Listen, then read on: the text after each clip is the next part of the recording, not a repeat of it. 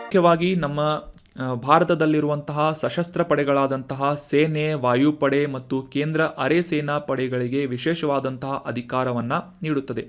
ಮುಖ್ಯವಾಗಿ ಈ ಒಂದು ತೊಂದರೆಗೊಳಗಾದಂತಹ ಪ್ರದೇಶದಲ್ಲಿ ಅಥವಾ ಡಿಸ್ಟರ್ಬ್ಡ್ ಏರಿಯಾಗಳಲ್ಲಿ ವಿಶೇಷ ಅಧಿಕಾರವನ್ನು ಚಲಾಯಿಸುವುದರ ಮೂಲಕ ಕಾನೂನು ಮತ್ತು ಸುವ್ಯವಸ್ಥೆಯನ್ನು ಕಾಪಾಡುವಂತಹ ನಿಟ್ಟಿನಲ್ಲಿ ಈ ಒಂದು ಸಶಸ್ತ್ರ ಪಡೆಗಳಿಗೆ ವಿಶೇಷ ಅಧಿಕಾರವನ್ನು 1958ರ ಈ ಒಂದು ಕಾಯ್ದೆಯ ಅಡಿಯಲ್ಲಿ ನೀಡಲಾಗಿದೆ. Hello friends, welcome to ILA classes, the school of competitive exams. ಇವತ್ತಿನ ಪ್ರಮುಖವಾದಂತಹ ಕರೆಂಟ್ ಅಫೇರ್ಸ್ ಟಾಪಿಕ್ಗಳನ್ನು ಡಿಸ್ಕಸ್ ಮಾಡೋಣ. ಈಗ ಡಿಸ್ಕಸ್ ಮಾಡ್ತಾ ಇರುವಂತಹ ಕರೆಂಟ್ ಅಫೇರ್ಸ್ ನೋಟ್ಸ್ಗಳು ಮತ್ತು ಮಂತ್ಲಿ ಕಂಪೈಲೇಷನ್ ಕರೆಂಟ್ ಅಫೇರ್ಸ್ ನೋಟ್ಸ್ಗಳನ್ನು ಫ್ರೀಯಾಗಿ ಡೌನ್ಲೋಡ್ ಮಾಡಿಕೊಳ್ಳಲು ನಮ್ಮ ಟೆಲಿಗ್ರಾಮ್ ಚಾನಲ್ ILA ಕ್ಲಾಸಸ್ಸನ್ನು ಸಬ್ಸ್ಕ್ರೈಬ್ ಮಾಡಿ. ಇವತ್ತಿನ ಡಿಸ್ಕಷನನ್ನು ಪ್ರಾರಂಭ ಮಾಡೋಣ. ಕಳೆದ ಸೆಷನ್ನಲ್ಲಿ ಕೇಳಲಾದಂತಹ ಪ್ರಶ್ನೆಯ ಸರಿಯಾದ ಉತ್ತರ ಏನು ಅಂತ ಮೊದಲು ತಿಳಿದುಕೊಳ್ಳೋದಾದರೆ, ಭಾರತದಲ್ಲಿ ಸುಮಾರು 12 ಹೆಕ್ಟೇರ್ಗಳಷ್ಟು ಮ್ಯಾಂಗ್ರೋವ್ ಕಾಡುಗಳನ್ನು ರಕ್ಷಣೆ ಮಾಡುವಂತಹ ಉದ್ದೇಶದಿಂದ ಸಮುದ್ರದೊಳಗೆ ಸುಮಾರು 7 ಕಿಲೋಮೀಟರ್ ಉದ್ದದ ಸುರಂಗ ಮಾರ್ಗವನ್ನು ನಿರ್ಮಿಸಲಾಗ್ತಾ ಇದೆ. ರೈಲ್ವೆ ಸುರಂಗ ಮಾರ್ಗವನ್ನು ನಿರ್ಮಿಸಲಾಗ್ತಾ ಇದ್ದು, ಇದು ಎಲ್ಲಿ ಅಂತ ಗುರುತಿಸಬೇಕಾಗಿತ್ತು. ಆಪ್ಷನ್ಗಳಲ್ಲಿ ಗಲ್ಫ್ ಆಫ್ ಕಚ್, ಠಾಣೆ ಕ್ರೀಕ್, ಮನ್ನಾರ್ ಕೊಲ್ಲಿ ಅಥವಾ ಪಾಕ್ ಜಲಸಂಧಿ ಅಂತ ನೀಡಲಾಗಿದ್ದು, ಸರಿಯಾದ ಉತ್ತರ ಏನು ಅಂತಂದರೆ ಆಪ್ಷನ್ 2, ಮಹಾರಾಷ್ಟ್ರದ ಠಾಣೆ ಕ್ರೀಕ್ನಲ್ಲಿ ಈ ಒಂದು ರೈಲು ಸುರಂಗ ಮಾರ್ಗವನ್ನು ನಿರ್ಮಾಣ ಮಾಡಲಾಗ್ತಾ ಇದೆ. So option 2 is right answer. ಇತ್ತೀಚೆಗೆ ಈ ಒಂದು high speed railway corridor Mumbai ಮತ್ತು ಅಹಮದಾಬಾದ್ ನಗರಗಳನ್ನು ಕನೆಕ್ಟ್ ಮಾಡುವಂತಹ ಈ ಒಂದು ರೈಲ್ವೆ ಕಾರಿಡಾರ್ ಯೋಜನೆಯ ಅಡಿಯಲ್ಲಿ ಈ ಮಹಾರಾಷ್ಟ್ರದ ಠಾಣೆ ಕ್ರೀಕ್ ಬಳಿಯಲ್ಲಿರುವಂತಹ 12 ಹೆಕ್ಟೇರ್ ಮ್ಯಾಂಗ್ರೋವ್ ಕಾಡುಗಳನ್ನು ರಕ್ಷಣೆ ಮಾಡುವಂತಹ ಉದ್ದೇಶದಿಂದ 7 ಕಿಲೋಮೀಟರ್ಗಳಷ್ಟು ಉದ್ದದ ಸಮುದ್ರದೊಳಗಿನ ಸುರಂಗ ಮಾರ್ಗವನ್ನು ನಿರ್ಮಾಣ ಮಾಡಲಾಗ್ತಾ ಇದೆ. ಈ ಒಂದು ಇಮೇಜ್ನಲ್ಲಿ ಕ್ಲಿಯರ್ ಆಗಿ ಅಂಡರ್ಸ್ಟ್ಯಾಂಡ್ ಮಾಡ್ಕೋಬೋದು. ಠಾಣೆ ಕ್ರೀಕ್ ಎಲ್ಲಿದೆ ಅಂತಂದರೆ ಈ ಅರಬ್ಬಿ ಸಮುದ್ರದ ಅಂದರೆ ಮಹಾರಾಷ್ಟ್ರದ ಪಶ್ಚಿಮ ಭಾಗದಲ್ಲಿರುವಂತಹ ಕರಾವಳಿ ಪ್ರದೇಶದ ಈ ಅರಬ್ಬಿ ಸಮುದ್ರದ ನೀರು ಒಳಚಾಚಿಕೊಂಡಿರುವಂತಹ ಒಂದು ಪ್ರದೇಶ ಈ ಠಾಣೆ ಕ್ರೀಕ್ ಆಗಿ ಗುರುತಿಸಿಕೊಳ್ಳುತ್ತೆ. ಈ ಅರಬ್ಬಿ ಸಮುದ್ರದ ಉದ್ದಕ್ಕೂ ವ್ಯಾಪಿಸಿರುವಂತಹ ಈ ಠಾಣೆ ಕ್ರೀಕ್ ಮುಖ್ಯವಾಗಿ ಈ ಮುಂಬೈ ನಗರವನ್ನು ಭಾರತದ ಪ್ರಮುಖ ಅಥವಾ ಮುಖ್ಯ ಭೂಭಾಗದಿಂದ ಬೇರ್ಪಡಿಸುವಂತಹ ಒಂದು ನೀರಿನ ವಾಟರ್ ಬಾಡಿ ಆಗಿದೆ. ಸೊ ನೆನ್ಪಿಟ್ಕೊಳ್ಳಿ, ಠಾಣೆ ಕ್ರೀಕ್ ಎಲ್ಲಿದೆ ಅಂತ ಏನಾದರೂ ಪ್ರಶ್ನೆ ಏನಾದರೂ ಬಂದರೆ ಸರಿಯಾದ ಉತ್ತರ ಏನಾಗುತ್ತೆ ಅಂತಂದರೆ ಮಹಾರಾಷ್ಟ್ರ ಆಗಿರುತ್ತೆ. ಸೊ ಠಾಣೆ ಕ್ರೀಕ್ ಅಂತ ಆನ್ಸರ್ ಮಾಡಿದಂತಹ ಎಲ್ಲ ಸ್ಟೂಡೆಂಟ್ಸ್ಗಳಿಗೆ ಕಂಗ್ರ್ಯಾಚುಲೇಷನ್ಸ್. ಇದೇ ರೀತಿಯಾಗಿ ಡಿಸ್ಕಷನ್ನಲ್ಲಿ ಭಾಗವಹಿಸ್ತಾ ಇರಿ, ನಿಮ್ಮ ಆನ್ಸರ್ಗಳನ್ನು ಕಮೆಂಟ್ ಬಾಕ್ಸ್ನಲ್ಲಿ ಕಮೆಂಟ್ ಮಾಡ್ತಾ ಇರಿ ಅಂತ ಹೇಳ್ತಾ ಇವತ್ತಿನ ಪ್ರಶ್ನೆಯನ್ನು ನೋಡೋಣ. ಅದಕ್ಕಿಂತ ಮುಂಚೆ ಈ ಪರಿಸರ ಸಂರಕ್ಷಣೆಗೆ ಸಂಬಂಧಪಟ್ಟಂತೆ ಏನಾದರೂ ಪಾಯಿಂಟ್ಸ್ಗಳನ್ನು ಬರೀಬೇಕು ಅಂತಂದರೆ ಯಾವ ರೀತಿಯಾಗಿ ತಂತ್ರಜ್ಞಾನದ ಬಳಕೆಯಿಂದ ಅಥವಾ ತಂತ್ರಜ್ಞಾನದ ಉಪಯೋಗದಿಂದ ಈ ರೀತಿಯಾದಂತಹ ಪರಿಸರ ರಕ್ಷಣೆಯ ಅಥವಾ ಈ ಒಂದು ಕಾಡುಗಳ ಸಂರಕ್ಷಣೆ ಮಾಡುವಂತಹ ಒಂದು ಪರಿಹಾರ ಉಪಾಯಗಳನ್ನು ಕಂಡುಕೊಳ್ಳಬಹುದಾಗಿದೆ ಅನ್ನೋದಕ್ಕೆ ಈ ಠಾಣೆ ಕ್ರೀಕ್ನಲ್ಲಿ ನಿರ್ಮಾಣ ಮಾಡಲಾಗ್ತಾ ಇರುವಂತಹ 7 ಕಿಲೋಮೀಟರ್ ಉದ್ದದ ಸಮುದ್ರದಲ್ಲಿ ಈ ರೈಲ್ವೆ ಸುರಂಗ ಏನಿದೆ ಇದು ಉತ್ತಮವಾದಂತಹ ಉದಾಹರಣೆಯಾಗಿದೆ. ಸೊ ಎಸ್ಸೆಗಳಲ್ಲಿ ಏನಾದರೂ ಬರೀಬೇಕು ಅಂತಂದರೆ ಈ ಪಾಯಿಂಟ್ಗಳನ್ನು ನೋಟ್ ಮಾಡಿಟ್ಕೊಂಡು ನೆನ್ಪಿಟ್ಕೊಂಡು ಬರೀರಿ. ಅದೇ ರೀತಿಯಾಗಿ ಇವತ್ತಿನ ಪ್ರಶ್ನೆ ಏನು ಅಂತ ನೋಡೋದಾದರೆ, ಪ್ರತಿ ವರ್ಷ 13ನೇ ಫೆಬ್ರವರಿಯಂದು ಭಾರತದಲ್ಲಿ ರಾಷ್ಟ್ರೀಯ ಮಹಿಳಾ ದಿನವನ್ನು ಆಚರಿಸಲಾಗುತ್ತದೆ. ನಮಗೆಲ್ಲ ಗೊತ್ತಿರುವಂತಹ ವಿಚಾರ. ಸೊ ಪ್ರಶ್ನೆ ಏನು ಅಂತಂದರೆ, ಈ ಕೆಳಗಿನ ಯಾವ ವ್ಯಕ್ತಿಯ ಸ್ಮರಣಾರ್ಥವಾಗಿ ಗೌರವಾರ್ಥವಾಗಿ ರಾಷ್ಟ್ರೀಯ ಮಹಿಳಾ ದಿನವನ್ನು ಭಾರತದಲ್ಲಿ ಆಚರಿಸಲಾಗುತ್ತದೆ ಅಂತ ಗುರುತಿಸಬೇಕಾಗಿದೆ. ನ್ಯಾಷನಲ್ ವಿಮೆನ್ಸ್ ಡೇ ಅಂತ. So option 1 Indira Gandhi, option 2 Jhansi Rani Lakshmibai, option 3 Sarojini Naidu ಅಥವಾ ಆಪ್ಷನ್ 4 ಕಸ್ತೂರಿಬಾ ಅಂತ ಇದೆ. ನಿಮ್ಮ ಉತ್ತರಗಳನ್ನು ಕಮೆಂಟ್ ಬಾಕ್ಸ್ನಲ್ಲಿ ಕಮೆಂಟ್ ಮಾಡಿ. ಮುಂದಿನ ಸೆಷನ್ನಲ್ಲಿ ಇದಕ್ಕೆ ಸರಿಯಾದ ಉತ್ತರವನ್ನು ತಿಳಿದುಕೊಳ್ಳೋಣ. ಇನ್ನು ಇವತ್ತಿನ ಆರ್ಟಿಕಲ್ಗೆ ಸಂಬಂಧಪಟ್ಟಂತಹ ಮೊದಲ ಪ್ರಶ್ನೆ ಏನು ಅಂತ ನೋಡೋದಾದರೆ, national bank for agricultural and rural development, NABARD ಅಂತ ಈ ಒಂದು ಬ್ಯಾಂಕನ್ನು ಕರೆಯಲಾಗುತ್ತೆ. ಕೃಷಿ ಮತ್ತು ಗ್ರಾಮೀಣಾಭಿವೃದ್ಧಿ ರಾಷ್ಟ್ರೀಯ ಬ್ಯಾಂಕ್ ಅಂತ. ಸೊ ಈ ಒಂದು ಸಂಸ್ಥೆಯನ್ನು ಯಾವ ವರ್ಷದಲ್ಲಿ ಸ್ಥಾಪಿಸಲಾಯಿತು ಅಂತ ಪ್ರಶ್ನೆ ಇದೆ. ಆಪ್ಷನ್ಗಳಲ್ಲಿ 1980, ಆಪ್ಷನ್ 2 1982, ಆಪ್ಷನ್ 3 1985 ಅಥವಾ ಆಪ್ಷನ್ 4 1989 ಅಂತ ಇದೆ. ಸರಿಯಾದ ಉತ್ತರ ಏನು ಅಂತಂದರೆ ಆಪ್ಷನ್ 2 1982ನೇ ಇಸವಿಯಲ್ಲಿ ನಾಬಾರ್ಡ್ ಬ್ಯಾಂಕನ್ನು ಸ್ಥಾಪನೆ ಮಾಡಲಾಯಿತು. ಇದರ ಫುಲ್ ಫಾರ್ಮನ್ನು ಕೂಡ ನೆನ್ಪಿಟ್ಕೊಳ್ಳಿ. National bank for agricultural and rural development bank ಅಂತ ನಾಬಾರ್ಡ್ ಅನ್ನೋದು ಇದರ ಶಾರ್ಟ್ ಫಾರ್ಮ್ ಆಗಿದೆ. ಜುಲೈ 12ನೇ ತಾರೀಕಿನಂದು ಈ ನಾಬಾರ್ಡ್ ಸಂಸ್ಥೆಯ ಸಂಸ್ಥಾಪನಾ ದಿನವನ್ನು ಆಚರಿಸಲಾಯಿತು. 42ನೇ ಸಂಸ್ಥಾಪನಾ ದಿನವನ್ನು ಜುಲೈ 12ರಂದು ಆಚರಿಸಲಾಯಿತು ಅಂತ ರೀಸೆಂಟಾಗಿ ಈ ನಾಬಾರ್ಡ್ ಸಂಸ್ಥೆ ನ್ಯೂಸ್ನಲ್ಲಿ ಬಂದಿತ್ತು. ಸೊ ಹೀಗಾಗಿ ಈ ನಾಬಾರ್ಡ್ ಸಂಸ್ಥೆಯ ಕುರಿತಾದಂತಹ ಕೆಲವೊಂದಿಷ್ಟು ವಿಶೇಷ ಮಾಹಿತಿಗಳನ್ನು ಈ ಒಂದು ಆರ್ಟಿಕಲ್ನಲ್ಲಿ ಡಿಸ್ಕಸ್ ಮಾಡೋದಕ್ಕಿಂತ ಮುಂಚೆ ಕಾಂಟೆಕ್ಸ್ಟನ್ನು ಅಥವಾ ನ್ಯೂಸನ್ನು ಕ್ಲಿಯರ್ ಆಗಿ ಅಂಡರ್ಸ್ಟ್ಯಾಂಡ್ ಮಾಡ್ಕೊಳ್ಳೋಣ. 42 ವರ್ಷಗಳ ಗ್ರಾಮೀಣ ಪರಿವರ್ತನೆ ಅನ್ನುವ ಒಂದು ವಿಷಯವನ್ನು ಆಧರಿಸಿ ಈ 42ನೇ ಸಂಸ್ಥಾಪನಾ ದಿನವನ್ನು ನಾಬಾರ್ಡ್ ಸಂಸ್ಥೆ ಆಚರಿಸಿಕೊಳ್ತಾ ಇದೆ. ಇದೇ ಒಂದು ಸಂದರ್ಭದಲ್ಲಿ ದೇಶದಾದ್ಯಂತ ಸಾಕಷ್ಟು ವೆಬಿನಾರ್ಗಳನ್ನು ಮತ್ತು ಇತರ ಇವೆಂಟ್ಸ್ಗಳನ್ನು ಆಯೋಜನೆ ಮಾಡಲಾಗಿದ್ದು, ಇದೇ ಒಂದು ಸಂದರ್ಭದಲ್ಲಿ ಕೇಂದ್ರ ಕೃಷಿ ಮತ್ತು ರೈತ ಕಲ್ಯಾಣ ಸಚಿವರಾದಂತಹ ಶ್ರೀ ನರೇಂದ್ರ ಸಿಂಗ್ ತೋಮರ್ ಅವರು ಈ ವೆಬಿನಾರನ್ನು ಉದ್ದೇಶಿಸಿ ಮಾತನಾಡುವಂತಹ ಸಂದರ್ಭದಲ್ಲಿ ಈ ನಾಬಾರ್ಡ್ ಸಂಸ್ಥೆಯ ಮಹತ್ವದ ಕುರಿತಾಗಿ ಡಿಸ್ಕಸ್ ಮಾಡಿದರು. ಅಂದರೆ ಈ ಗ್ರಾಮೀಣ ಅಭಿವೃದ್ಧಿಯಲ್ಲಿ ಭಾರತದ ಈ ಒಂದು ನಾಬಾರ್ಡ್ ಸಂಸ್ಥೆ ಯಾವ ರೀತಿಯಾಗಿ ಮುಖ್ಯ ಪಾತ್ರವನ್ನು ವಹಿಸಿದೆ ಅನ್ನುವುದನ್ನು ಹೈಲೈಟ್ ಮಾಡುವುದಷ್ಟೇ ಅಲ್ಲದೆ ಕೃಷಿ ಉತ್ಪಾದನೆಯನ್ನು ಹೆಚ್ಚಿಸುವಲ್ಲಿ, ದೇಶದಾದ್ಯಂತ ಗ್ರಾಮೀಣ ಮೂಲಸೌಕರ್ಯಗಳನ್ನು ಸುಧಾರಿಸುವಂತಹ ನಿಟ್ಟಿನಲ್ಲಿ ಮತ್ತು ಈ ಗ್ರಾಮೀಣ ಪ್ರದೇಶಗಳ ಆರ್ಥಿಕ ಒಳಗೊಳ್ಳುವಿಕೆ ಅಂತಂದರೆ ಈ ಫೈನಾನ್ಷಿಯಲ್ ಇನ್ಕ್ಲೂಷನ್ ಅಂತ ಏನು ಕರಿತೇವೆ, ಸೊ ಆ ಒಂದು ಉದ್ದೇಶದಿಂದ ಈ ನಾಬಾರ್ಡ್ ಸಂಸ್ಥೆ ಯಾವ ರೀತಿಯಾಗಿ ಕೊಡುಗೆಗಳನ್ನು ನೀಡಿದೆ ಅಂತ ಈ ಒಂದು ಸಂದರ್ಭದಲ್ಲಿ ಈ ಕೇಂದ್ರ ಸಚಿವರಿಂದ ಹೈಲೈಟ್ ಮಾಡಲಾಯಿತು. So examination point of view ಈ ನಾಬಾರ್ಡ್ ಸಂಸ್ಥೆ ಯಾವ ರೀತಿಯಾಗಿ ಕೆಲಸ ಮಾಡುತ್ತೆ ಮತ್ತು ಈ ಗ್ರಾಮೀಣ ಅಭಿವೃದ್ಧಿಗೆ ಮತ್ತು ಕೃಷಿ ಅಭಿವೃದ್ಧಿಗೆ ಯಾವ ರೀತಿಯಾಗಿ ಈ ಒಂದು ಕೊಡುಗೆಗಳನ್ನು ಕಾಂಟ್ರಿಬ್ಯೂಷನ್ಗಳನ್ನು ನೀಡುತ್ತೆ ಅಂತ ನೀವು ಎಸ್ಸೆಯಲ್ಲಿ ನೋಟ್ ಮಾಡ್ಬೋದು. ಮತ್ತು ಈ ಒಂದು ನಾಬಾರ್ಡ್ ಸಂಸ್ಥೆಯ ಕುರಿತಾದಂತಹ ಕೆಲವೊಂದಿಷ್ಟು ಫಂಡಮೆಂಟಲ್ ಫ್ಯಾಕ್ಟ್ಸ್ಗಳನ್ನು ತಿಳ್ಕೊಳ್ಳೋದಾದರೆ, ಭಾರತ ಸರ್ಕಾರದಿಂದ 1982ರಲ್ಲಿ ಈ ನಾಬಾರ್ಡ್ ಅನ್ನುವ ಸಂಸ್ಥೆಯನ್ನು ಸ್ಥಾಪನೆ ಮಾಡಲಾಗುತ್ತೆ. ಮುಖ್ಯವಾಗಿ ಈ ಸಂಪೂರ್ಣ ಗ್ರಾಮೀಣ ಸಾಲ ವ್ಯವಸ್ಥೆಯನ್ನು ಅಭಿವೃದ್ಧಿಪಡಿಸುವಂತಹ ಒಂದು ಅತ್ಯುನ್ನತ ಸಂಸ್ಥೆಯಾಗಿ ನಾಬಾರ್ಡ್ ಸಂಸ್ಥೆ ಕೆಲಸವನ್ನು ಮಾಡ್ತಾ ಇದ್ದು, ಮುಖ್ಯವಾಗಿ ಈ ಫೈನಾನ್ಸ್ ಮತ್ತು ಡೆವಲಪ್ಮೆಂಟ್ ಅನ್ನುವ ಈ ಎರಡು ವಲಯಗಳಿಗೆ ಸಂಬಂಧಿಸಿದಂತೆ ಮುಖ್ಯವಾದಂತಹ ಜವಾಬ್ದಾರಿಯನ್ನು ಈ ನಾಬಾರ್ಡ್ ಸಂಸ್ಥೆ ವಹಿಸಿಕೊಂಡಿದೆ. ಸದ್ಯಕ್ಕೆ ನಿರ್ದೇಶಕರ ಮಂಡಳಿಯಿಂದ ಅಥವಾ ಬೋರ್ಡ್ ಆಫ್ ಡೈರೆಕ್ಟರ್ಸ್ನಿಂದ ನಿಯಂತ್ರಿಸಲ್ಪಡುವಂತಹ ಈ ಒಂದು ಸಂಸ್ಥೆ ಅಧಿಕೃತ ಬಂಡವಾಳವನ್ನು 5,000 ಕೋಟಿ ರೂಪಾಯಿಯಿಂದ 30,000 ಕೋಟಿ ರೂಪಾಯಿಗಳಿಗೆ ಇತ್ತೀಚೆಗೆ ಇಂಪ್ರೂವ್ ಮಾಡಲಾಗಿದೆ ಅಥವಾ ಇನ್ಕ್ರೀಸ್ ಮಾಡಲಾಗಿದೆ. So that was about detailed information of NABARD bank. ಇನ್ನು ಮುಂದಿನ ಆರ್ಟಿಕಲ್ಗೆ ಸಂಬಂಧಪಟ್ಟಂತಹ ಪ್ರಶ್ನೆ, ಭಾರತದಲ್ಲಿ ಸಶಸ್ತ್ರ ಪಡೆಗಳ ವಿಶೇಷಾಧಿಕಾರ ಕಾಯ್ದೆ ಅಥವಾ ಆಫ್ಸ್ಪಾ ಅಂತ ನೀವೆಲ್ಲ ನ್ಯೂಸ್ನಲ್ಲಿ ಓದ್ತಾ ಇರ್ತೀರಿ. ಸೊ ಈ ಆಫ್ಸ್ಪಾ ಅನ್ನುವ ಕಾಯ್ದೆಯನ್ನು ಯಾವ ವರ್ಷದಲ್ಲಿ ಜಾರಿಗೊಳಿಸಲಾಯಿತು ಅಂತ ಪ್ರಶ್ನೆ ಇದೆ. ಆಪ್ಷನ್ಗಳಲ್ಲಿ 1935, ಆಪ್ಷನ್ 2 1949, ಆಪ್ಷನ್ 3 1958 ಅಥವಾ ಆಪ್ಷನ್ 4 1965 ಅಂತ ಇದ್ದು ಸರಿಯಾದ ಉತ್ತರ ಏನು ಅಂತಂದರೆ ಆಪ್ಷನ್ 3 1958ನೇ ಇಸವಿಯಲ್ಲಿ ಈ ಸಶಸ್ತ್ರ ಪಡೆಗಳ ವಿಶೇಷಾಧಿಕಾರ ಕಾಯ್ದೆ ಅಥವಾ ಆರ್ಮ್ಡ್ ಫೋರ್ಸಸ್ ಸ್ಪೆಷಲ್ ಪವರ್ ಆ್ಯಕ್ಟನ್ನು ಜಾರಿಗೊಳಿಸಲಾಯಿತು. So option 3 is right answer.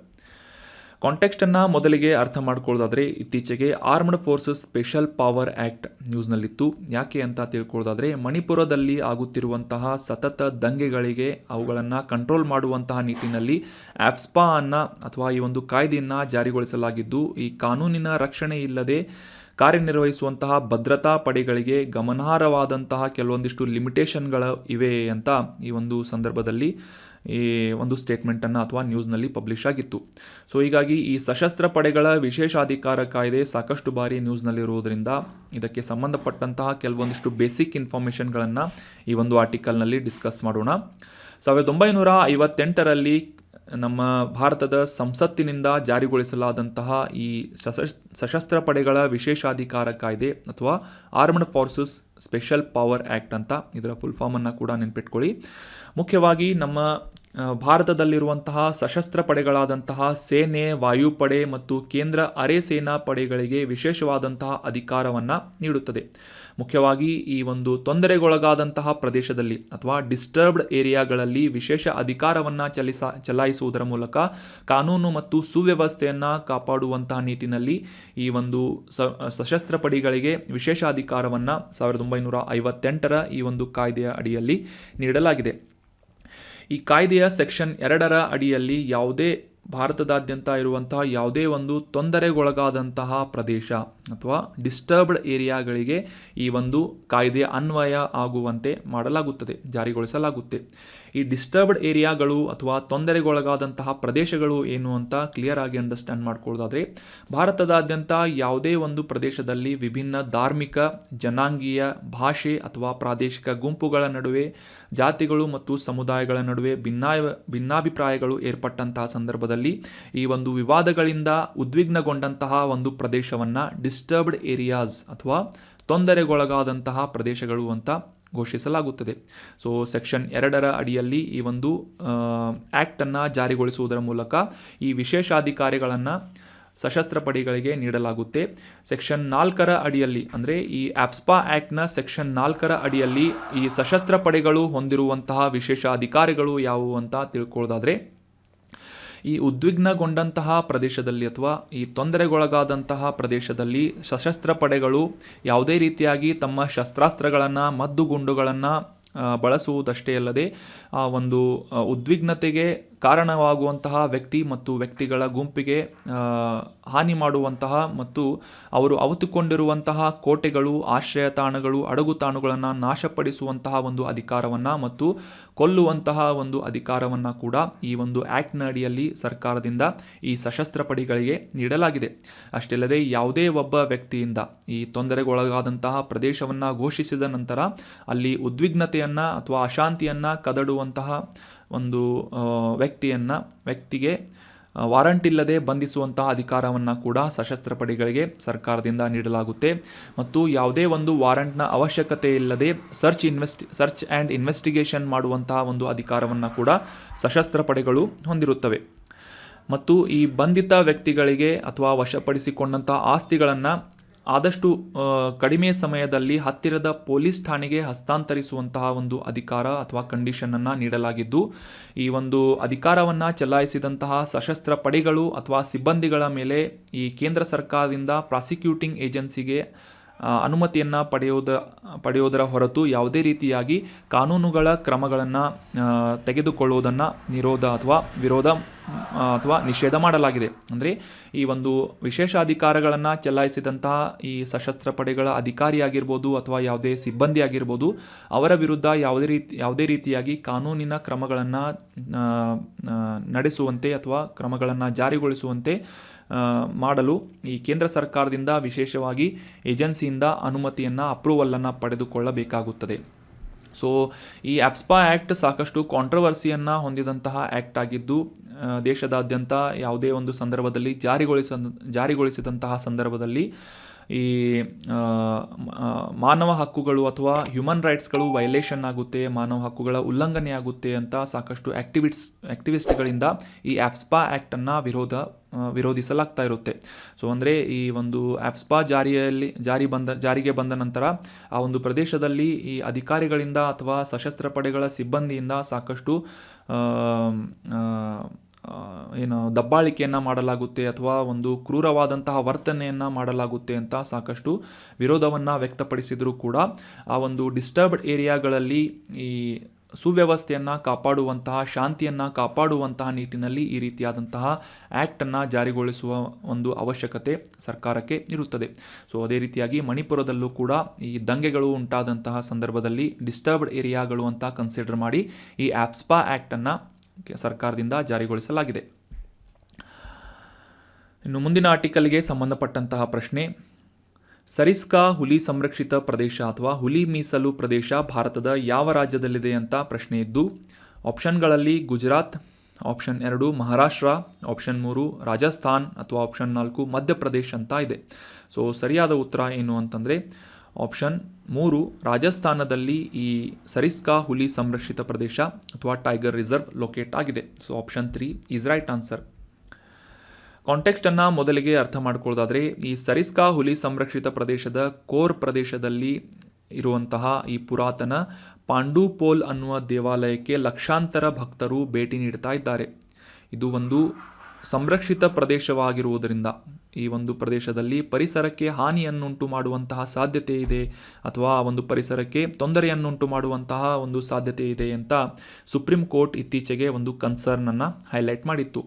So ಈ ಪಾಂಡುಪೋಲ್ ಅನ್ನುವ ದೇವಾಲಯ ಈ ಸಂರಕ್ಷಿತ ಪ್ರದೇಶದಲ್ಲಿರುವುದರಿಂದ ಅಲ್ಲಿ ವಾಸಿಸುವಂತಹ ಕಾಡು ಪ್ರಾಣಿಗಳು ಅಥವಾ ಅಲ್ಲಿ ಇರುವಂತಹ ಪರಿಸರಕ್ಕೆ ಸಾಕಷ್ಟು ಹಾನಿಯನ್ನುಂಟು ಮಾಡುವ ಸಾಧ್ಯತೆ ಇವೆ ಅಂತ ಈ ಒಂದು ಸುಪ್ರೀಂ ಕೋರ್ಟ್ನಿಂದ ಈ ಒಂದು ಕಳವಳವನ್ನು ವ್ಯಕ್ತಪಡಿಸಲಾಗಿದೆ ಅಂತ ನ್ಯೂಸ್ನಲ್ಲಿ ಈ ಸರಿಸ್ಕಾ ಹುಲಿ ಸಂರಕ್ಷಿತ ಪ್ರದೇಶ ಬಂದಿತ್ತು. ಎನ್ವೈರ್ನ್ಮೆಂಟ್ಗೆ ಸಂಬಂಧಪಟ್ಟಂತಹ ಮಾಹಿತಿಯಾಗಿರೋದರಿಂದ ಎಕ್ಸಾಮಿನೇಷನ್ ಪಾಯಿಂಟ್ ಆಫ್ ವ್ಯೂ ಈ ಟೈಗರ್ ರಿಸರ್ವ್ ಎಲ್ಲಿದೆ ಮತ್ತು ಇದರ ವಿಶೇಷತೆಗಳು ಏನು ಅಂತ ತಿಳ್ಕೊಳ್ಳೋದು ನಮಗೆ ಇಂಪಾರ್ಟೆಂಟ್ ಆಗುತ್ತೆ examination point of view. So ಹೀಗಾಗಿ ಈ ಸರಿಸ್ಕಾ ಹುಲಿ ಸಂರಕ್ಷಿತ ಪ್ರದೇಶ ರಾಜಸ್ಥಾನದ ಆಲ್ವಾರ್ ಜಿಲ್ಲೆಯಲ್ಲಿ ಲೊಕೇಟ್ ಆಗಿದೆ. ವೆರಿ ಇಂಪಾರ್ಟೆಂಟ್, ನೆನ್ಪಿಟ್ಕೊಳ್ಳಿ. ಸರಿಸ್ಕಾ ಟೈಗರ್ ರಿಸರ್ವ್ ರಾಜಸ್ಥಾನದಲ್ಲಿದೆ ಮತ್ತು ಅರಾವಳಿ ಬೆಟ್ಟಗಳಲ್ಲಿ ನೆಲೆಗೊಂಡಿರುವಂತಹ ರಾಜಸ್ಥಾನದ ಭಾಗವಾಗಿರುವಂತಹ ಈ ಹುಲಿ ಸಂರಕ್ಷಿತ ಪ್ರದೇಶ ಸರಿಸ್ಕಾ ಟೈಗರ್ ರಿಸರ್ವ್ ಆಗಿದೆ. ಸೊ ಹಿಂದೆ ಅಂದರೆ ಸ್ವತಂತ್ರ ಪೂರ್ವದಲ್ಲಿ ಆಲ್ವಾರ್ ರಾಜಮನೆತನದಿಂದ ಈ ಒಂದು ಪ್ರದೇಶದಲ್ಲಿ ಬೇಟೆಯಾಡುವಂತಹ ತಾಣವಾಗಿ ಈ ಸರಿಸ್ಕಾ ಹುಲಿ ಸಂರಕ್ಷಿತ ಪ್ರದೇಶ ಕೂಡ ಗುರುತಿಸಿಕೊಳ್ತಾ ಇತ್ತು.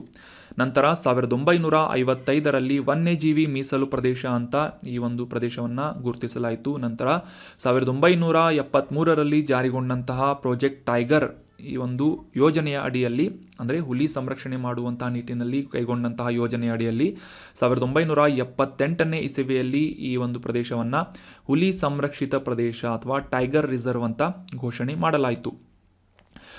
ಅಷ್ಟೇ ಅಲ್ಲದೆ ಈ ಒಂದು ಹುಲಿಗಳನ್ನು ಯಶಸ್ವಿಯಾಗಿ ಸ್ಥಳಾಂತರಿಸಿದಂತಹ ವಿಶ್ವದ ಮೊದಲ ಮೀಸಲು ಪ್ರದೇಶವಾಗಿ ಕೂಡ ಈ ಸರಿಸ್ಕಾ ಹುಲಿ ಸಂರಕ್ಷಿತ ಪ್ರದೇಶ ಗುರುತಿಸಿಕೊಳ್ಳುತ್ತೆ ಮತ್ತು ಐತಿಹಾಸಿಕವಾದಂತಹ ಒಂದು ವಿಶೇಷತೆಗಳನ್ನು ಕೂಡ ಈ ಸರಿಸ್ಕಾ ಹುಲಿ ಸಂರಕ್ಷಿತ ಪ್ರದೇಶ ಹೊಂದಿದ್ದು, ಇದರಲ್ಲಿ ಐತಿಹಾಸಿಕವಾದಂತಹ ಪಾಂಡುಪೋಲ್, ಬಂಗರ್ ಕೋಟೆ, ಅಜಬ್ಗಢ್, ಪ್ರತಾಪ್ಗಢ್, ಸಿಲಿಸೆರ್ ಸರೋವರ, ಜೈಸಮಂದ್ ಸರೋವರ ಈ ರೀತಿಯಾದಂತಹ ಸಾಕಷ್ಟು ಹಳೆಯ ದೇವಾಲಯಗಳು, ಅರಮನೆಗಳು, ಸರೋವರಗಳು ಕೂಡ ಇರುವುದನ್ನು ನಾವು ಕಾಣಬಹುದಾಗಿದೆ.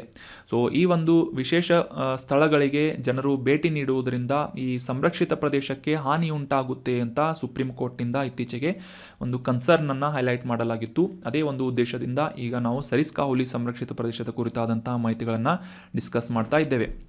ಸೊ ಈ ಒಂದು ಲ್ಯಾಂಡ್ಸ್ಕೇಪನ್ನು ನೋಡೋದಾದರೆ ಸಾಮಾನ್ಯವಾಗಿ ಈ ಒಂದು ಪ್ರದೇಶದಲ್ಲಿ ಅಂದರೆ ಅರಾವಳಿ ಬೆಟ್ಟಗಳಲ್ಲಿರುವಂತಹ ಈ ಒಂದು ಹುಲಿ ಸಂರಕ್ಷಿತ ಪ್ರದೇಶದಲ್ಲಿ ಹುಲ್ಲುಗಾವಲು ಮತ್ತು ಒಣ ಎಲೆ ಉದುರುವಂತಹ ಕಾಡುಗಳನ್ನು ನಾವು ಕಾಣಬಹುದಾಗಿದ್ದು, ದೊಡ್ಡ ಬಂಡೆಗಳು ಮತ್ತು ಕಲ್ಲಿನ ಭೂದೃಶ್ಯಗಳನ್ನು ನಾವು ಹೆಚ್ಚಾಗಿ ಈ ಒಂದು ಪ್ರದೇಶದಲ್ಲಿ ಕಾಣಬಹುದಾಗಿದೆ.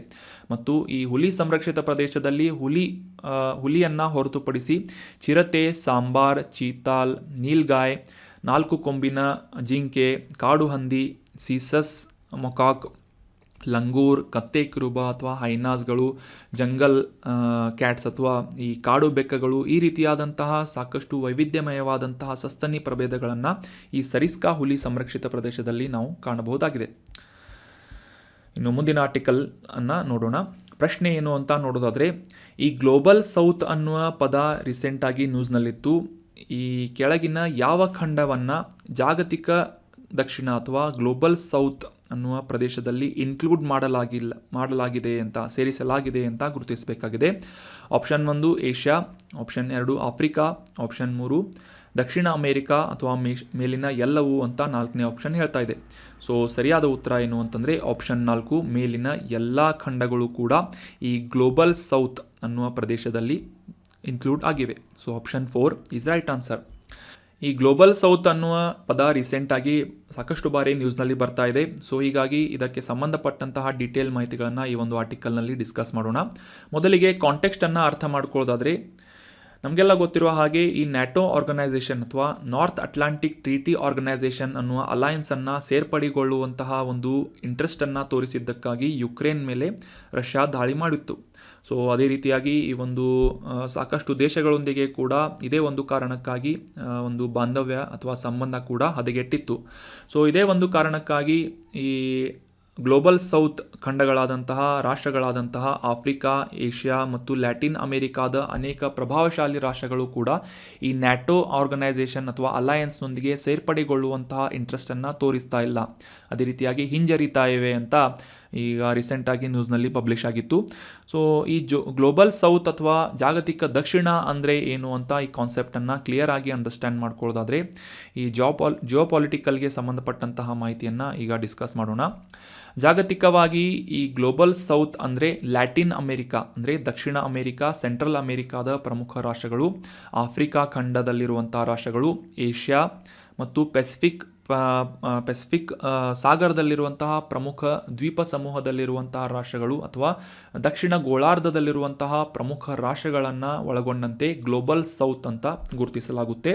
ಈ ಒಂದು ಇಮೇಜ್ನಲ್ಲಿ ಕ್ಲಿಯರ್ ಆಗಿ ಅಂಡರ್ಸ್ಟ್ಯಾಂಡ್ ಮಾಡ್ಕೋಬೋದು. ಗ್ಲೋಬಲ್ ಸೌತ್ ಅಂದರೆ ಈ ಏಷ್ಯಾದ ಪ್ರಮುಖ ರಾಷ್ಟ್ರಗಳು, ಮಧ್ಯಪ್ರಾಚ್ಯ ಏಷ್ಯಾದ ರಾಷ್ಟ್ರಗಳು ಮತ್ತು ಆಫ್ರಿಕಾ ಖಂಡದಲ್ಲಿರುವಂತಹ ಎಲ್ಲ ರಾಷ್ಟ್ರಗಳು, ಈ ಲ್ಯಾಟಿನ್ ಅಮೆರಿಕಾ ಅಂತಂದರೆ ಈ ದಕ್ಷಿಣ ಅಮೆರಿಕಾ ಮತ್ತು ಸೆಂಟ್ರಲ್ ಅಮೆರಿಕಾ ರಾಷ್ಟ್ರಗಳು ಮತ್ತು ಪೆಸಿಫಿಕ್ ಸಾಗರದಲ್ಲಿರುವಂತಹ ಪ್ರಮುಖ ದ್ವೀಪ ಸಮೂಹದಲ್ಲಿರುವಂತಹ ರಾಷ್ಟ್ರಗಳು, ಅಷ್ಟೇ ಅಲ್ಲದೆ ಈ ಒಂದು ಏಷ್ಯಾದ ಪ್ರಮುಖ ರಾಷ್ಟ್ರಗಳನ್ನು ಒಳಗೊಂಡಂತೆ ಗ್ಲೋಬಲ್ ಸೌತ್ ಅಂತ ಗುರುತಿಸಲಾಗುತ್ತೆ. ಇದರಲ್ಲಿ ಈ ಉತ್ತರ ಅಮೆರಿಕಾ ಮತ್ತು ಯುರೋಪ್ ಖಂಡದಲ್ಲಿರುವಂತಹ ರಾಷ್ಟ್ರಗಳು ಮತ್ತು Russia, Japan, south Korea, Australia ಈ ರೀತಿಯಾದಂತಹ ಪ್ರಮುಖ ರಾಷ್ಟ್ರಗಳನ್ನು ಈ ಗ್ಲೋಬಲ್ ಸೌತ್ ಅನ್ನುವ ಪದದಲ್ಲಿ ಇನ್ಕ್ಲೂಡ್ ಮಾಡಲಾಗಿಲ್ಲ. ಸೊ ಯಾವ ರೀತಿಯಾಗಿ ಈ ಗ್ಲೋಬಲ್ ಸೌತನ್ನು ಗುರುತಿಸಲಾಗುತ್ತೆ ಅಂತ ತಿಳ್ಕೊಳ್ಳೋದಾದರೆ 1969ರಲ್ಲಿ ಈ ರಾಜಕೀಯ ಕಾರ್ಯಕರ್ತರಾದಂತಹ ಕಾರ್ಲ್ ಒಗ್ಲೆಸ್ಬಿ ಅನ್ನುವ ವ್ಯಕ್ತಿಯಿಂದ ಈ ಒಂದು ಗ್ಲೋಬಲ್ ಸೌತ್ ಅನ್ನುವ ಪದವನ್ನು ಪರಿಚಯಿಸಲಾಯಿತು. ಮುಖ್ಯವಾಗಿ ಈ ರಾಜಕೀಯ, ಭೌಗೋಳಿಕ, ಆರ್ಥಿಕ ಸಾಮರ್ಥ್ಯಗಳನ್ನು ಹೊಂದಿರುವಂತಹ ಈ ಒಂದು ರಾಷ್ಟ್ರಗಳನ್ನು ಗ್ಲೋಬಲ್ ಸೌತ್ ಅನ್ನುವ ಕ್ಯಾಟಗರಿಯಲ್ಲಿ ಇನ್ಕ್ಲೂಡ್ ಮಾಡಲಾಗುತ್ತೆ. ಸೊ ಮುಖ್ಯವಾಗಿ ಅಭಿವೃದ್ಧಿಯನ್ನು ಹೊಂದದೇ ಇರುವಂತಹ ಬಡತನ, ರಾಜಕೀಯ ಅಸ್ಥಿರತೆ ಈ ರೀತಿಯಾದಂತಹ ಸವಾಲುಗಳನ್ನು ಎದುರಿಸುತ್ತಿರುವಂತಹ ಪ್ರಮುಖ ರಾಷ್ಟ್ರಗಳನ್ನು ಇನ್ಕ್ಲೂಡ್ ಮಾಡಿ ಜಾಗತಿಕವಾಗಿ ಗ್ಲೋಬಲ್ ಸೌತ್ ಅಂತ ಗುರುತಿಸಲಾಗುತ್ತೆ. ಸೊ ಸಿಂಪಲ್ ಆಗಿ ಅಂಡರ್ಸ್ಟ್ಯಾಂಡ್ ಮಾಡ್ಕೊಳ್ಳೋದಾದರೆ ಇದು ಒಂದು ಪಾಶ್ಚಿಮಾತ್ಯ ಧೋರಣೆಯಾಗಿದ್ದು ಇತರ ರಾಷ್ಟ್ರಗಳನ್ನು ತಮಗಿಂತ ಕಡಿಮೆ ಅನ್ನುವ ಒಂದು ತೋರಿಕೆಯನ್ನು ಮಾಡುವಂತಹ ಒಂದು ಪಾಶ್ಚಿಮಾತ್ಯದ ಒಂದು ದೊಡ್ಡಸ್ತಿಕೆಯನ್ನು ತೋರಿಸುವಂತಹ ಒಂದು ಪದವಾಗಿ ಈ ಗ್ಲೋಬಲ್ ಸೌತ್ ಅನ್ನುವ ಒಂದು ಪದವನ್ನು ಬಳಸಲಾಗುತ್ತೆ. ಇದಕ್ಕಿಂತ ಮುಂಚೆ ಥರ್ಡ್ ವರ್ಲ್ಡ್ ಕಂಟ್ರೀಸ್ಗಳು ಅಂತ ಈ ಲ್ಯಾಟಿನ್ ಅಮೆರಿಕಾ, ಏಷ್ಯಾ ಮತ್ತು ಆಫ್ರಿಕಾ ಖಂಡಗಳನ್ನು ಗುರುತಿಸಲಾಗ್ತಾ ಇತ್ತು. ಸೊ ಹೀಗಾಗಿ ಈ ಒಂದು ಗ್ಲೋಬಲ್ ಸೌತ್ ಸಾಕಷ್ಟು ಬಾರಿ ನ್ಯೂಸ್ನಲ್ಲಿ ಕಾಂಟ್ರವರ್ಸಿಯನ್ನು ಏರ್ಪಡಿಸ್ತಾ ಇರುತ್ತೆ. ಸೊ ಜಾಗತಿಕ ದಕ್ಷಿಣ ರಾಷ್ಟ್ರಗಳು ಈ ಒಂದು ಸಂದರ್ಭದಲ್ಲಿ ಸಾಕಷ್ಟು ಡೆವಲಪ್ಮೆಂಟ್ಗಳನ್ನು ತೋರಿಸ್ತಾ ಇದ್ದು ಗ್ಲೋಬಲ್ ಸೌತ್ ಈ ಇತ್ತೀಚಿನ ದಿನಗಳಲ್ಲಿ ಎಕ್ಸ್ಟ್ರಾಡಿನರಿ ಆದಂತಹ ಶಕ್ತಿಶಾಲಿಯಾದಂತಹ ರಾಷ್ಟ್ರಗಳಾಗಿ ಹೊರಹೊಮ್ಮತಾ ಇದ್ದಾವೆ. ಫಾರ್ ಎಕ್ಸಾಂಪಲ್ ಭಾರತ ಆಗಿರ್ಬೋದು, ಚೀನಾ ಆಗಿರ್ಬೋದು, ಈ ರೀತಿಯಾದಂತಹ ಸಾಕಷ್ಟು ದೇಶಗಳು ಈ ಒಂದು ಜಾಗತಿಕವಾಗಿ ಸಾಕಷ್ಟು ಆರ್ಥಿಕ ಬೆಳವಣಿಗೆಯನ್ನು ಹೊಂದ್ತಾ ಇವೆ ಮತ್ತು ಸಾಮಾಜಿಕ ಅಭಿವೃದ್ಧಿಯನ್ನು ಹೊಂದ್ತಾ ಇವೆ. ಜಾಗತಿಕ ವೇದಿಕೆಯಲ್ಲಿ ಹೆಚ್ಚಿನ ಒಂದು ಪ್ರಾತಿನಿಧ್ಯವನ್ನು ಹೊಂದುತ್ತಿವೆ ಅಂತ ಕೂಡ ನಾವು ಗಮನಿಸಬೇಕಾದಂತಹ ಅಂಶವಾಗಿದೆ. ಸೊ ಹೀಗಾಗಿ ಈ ಗ್ಲೋಬಲ್ ಸೌತ್ ಅನ್ನೋದು ಸಾಕಷ್ಟು ಕಾಂಟ್ರವರ್ಸಿಯನ್ನು ಮತ್ತು ಥರ್ಡ್ ವರ್ಲ್ಡ್ ಕಂಟ್ರೀಸ್ಗಳು ಅಂತ ಕರೆಸಿಕೊಳ್ಳುವಂತಹ ನಮ್ಮಂತಹ ಅಭಿವೃದ್ಧಿಶೀಲ ರಾಷ್ಟ್ರಗಳನ್ನು ಈ ಪಾಶ್ಚಿಮಾತ್ಯ ರಾಷ್ಟ್ರಗಳಿಗಿಂತ ಕಡಿಮೆ ಅಂತ ತೋರಿಸುವ ಉದ್ದೇಶದಿಂದ ಈ ಒಂದು ಪದವನ್ನು ಬಳಸಲಾಗಿತ್ತು 1969ರಲ್ಲಿ ಕಾರ್ಲ್ ಒಗ್ಲೆಸ್ಬಿ ಅನ್ನುವ ವ್ಯಕ್ತಿಯಿಂದ. So that was about detailed information of global south.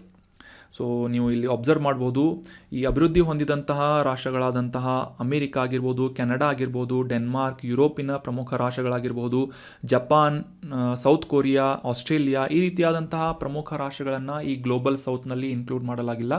ಸಾಮಾನ್ಯವಾಗಿ ಸೌತ್ ಅಂತಂದರೆ ದಕ್ಷಿಣ ಗೋಳಾರ್ಧ ಅಂತ ನಾವು ಅಂಡರ್ಸ್ಟ್ಯಾಂಡ್ ಮಾಡ್ಕೋಬೋದು. ಆದರೆ ಈ ದಕ್ಷಿಣ ಗೋಳಾರ್ಧದಲ್ಲಿರುವಂತಹ ಈ ಆಸ್ಟ್ರೇಲಿಯಾವನ್ನು ಕೂಡ ಇದರಲ್ಲಿ ಇನ್ಕ್ಲೂಡ್ ಮಾಡಲಾಗಿಲ್ಲ. ಸೊ ಹೀಗಾಗಿ ಸಿಂಪಲ್ ಆಗಿ ನಾವು ಇದರ ಒಂದು ಇಂಟೆನ್ಷನ್ ಅಂಡರ್ಸ್ಟ್ಯಾಂಡ್ ಮಾಡ್ಕೋಬಹುದು.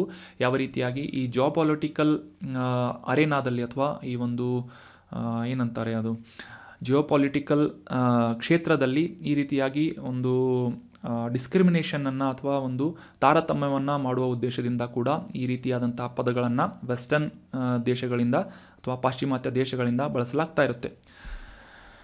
ಸೊ ಈಗ ಡಿಸ್ಕಸ್ ಮಾಡಲಾದಂಥ ಎಲ್ಲ ಆರ್ಟಿಕಲ್ಸ್ಗಳನ್ನು ಮತ್ತೊಮ್ಮೆ ರಿವೈಸ್ ಮಾಡ್ಕೊಂಡು ಬಿಡೋಣ. ಮೊದಲನೇ ಆರ್ಟಿಕಲ್ನಲ್ಲಿ ಈ ನಾಬಾರ್ಡ್ ಅನ್ನುವ ಈ ಒಂದು ಸಂಸ್ಥೆಯ ಕುರಿತಾದಂತಹ ಡೀಟೇಲ್ ಮಾಹಿತಿಗಳನ್ನು ಡಿಸ್ಕಸ್ ಮಾಡಿದ್ವಿ. ಮುಖ್ಯವಾಗಿ ಯಾವ ರೀತಿಯಾಗಿ ಈ ಗ್ರಾಮೀಣ ಪ್ರದೇಶದಲ್ಲಿ ಸಾಲವನ್ನು ಅಥವಾ ಹಣಕಾಸಿನ ವ್ಯವಸ್ಥೆಯನ್ನು ಸಾಲವನ್ನು ನೀಡುವಂತಹ ಮುಖ್ಯ ಸಂಸ್ಥೆಯಾಗಿ ಬ್ಯಾಂಕ್ ಆಗಿ ಕೆಲಸ ಮಾಡ್ತಾ ಇದೆ. ಅದೇ ರೀತಿಯಾಗಿ ಇನ್ಫ್ರಾಸ್ಟ್ರಕ್ಚರನ್ನು ಡೆವಲಪ್ ಮಾಡುವಂಥ ನಿಟ್ಟಿನಲ್ಲಿ ನಾಬಾರ್ಡ್ ಕಳೆದ 42 ವರ್ಷಗಳಿಂದ ಯಾವ ರೀತಿಯಾಗಿ ಕಾಂಟ್ರಿಬ್ಯೂಷನನ್ನು ಮಾಡಿದೆ ಅಂತ ಕ್ಲಿಯರ್ ಆಗಿ ಅಂಡರ್ಸ್ಟ್ಯಾಂಡ್ ಮಾಡ್ಕೊಂಡ್ವಿ. ನಂತರದ ಆರ್ಟಿಕಲ್ನಲ್ಲಿ ಈ ಆಫ್ಸ್ಪಾ ಅನ್ನುವ ಆ್ಯಕ್ಟ್ನ ಕುರಿತಾದಂತಹ ಡೀಟೇಲ್ ಮಾಹಿತಿಗಳನ್ನು ಡಿಸ್ಕಸ್ ಮಾಡಿದ್ವಿ. ಈ ಒಂದು ಕಾಯ್ದೆಯ ಅಡಿಯಲ್ಲಿ ಸಶಸ್ತ್ರ ಪಡೆಗಳು ಯಾವ ರೀತಿಯಾದಂತಹ ವಿಶೇಷ ಅಧಿಕಾರಗಳನ್ನು ಹೊಂದಿವೆ ಅಂತ ಅಂಡರ್ಸ್ಟ್ಯಾಂಡ್ ಮಾಡ್ಕೊಂಡ್ವಿ. ನಂತರದ ಆರ್ಟಿಕಲ್ನಲ್ಲಿ ಈ ಸರಿಸ್ಕಾ ಅನ್ನುವ ರಾಜಸ್ಥಾನದಲ್ಲಿರುವಂತಹ ಹುಲಿ ಸಂರಕ್ಷಿತ ಪ್ರದೇಶದ ವಿಶೇಷತೆಗಳನ್ನು ಮತ್ತು ಇದರ ಲೊಕೇಶನನ್ನು ಕ್ಲಿಯರ್ ಆಗಿ ಅಂಡರ್ಸ್ಟ್ಯಾಂಡ್ ಮಾಡ್ಕೊಂಡ್ವಿ. ನಂತರದ ಆರ್ಟಿಕಲ್ನಲ್ಲಿ ಜಿಯೋಪಾಲಿಟಿಕಲ್ಗೆ ಅಥವಾ ಇಂಟರ್ನ್ಯಾಷನಲ್ ರಿಲೇಷನ್ಗೆ ಸಂಬಂಧಪಟ್ಟಂತಹ ಈ ಗ್ಲೋಬಲ್ ಸೌತ್ ಅನ್ನುವ ಕಾನ್ಸೆಪ್ಟನ್ನು ಕ್ಲಿಯರ್ ಆಗಿ ಅಂಡರ್ಸ್ಟ್ಯಾಂಡ್ ಮಾಡ್ಕೊಂಡ್ವಿ.